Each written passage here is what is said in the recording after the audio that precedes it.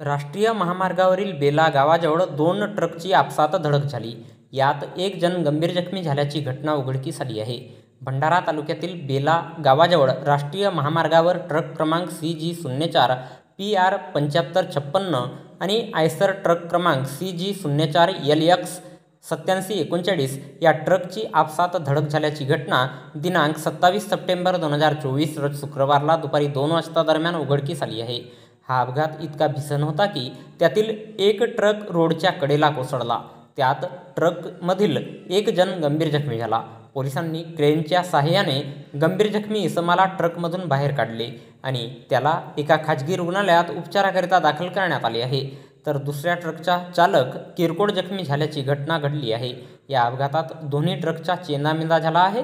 या घटनेनंतर महामार्गावरील वाहतूक काही काळ विस्कळीत झाली होती. या घटनेची नोंद भंडारा पोलिसांनी घेतली असून पुढील तपास सुरू आहे.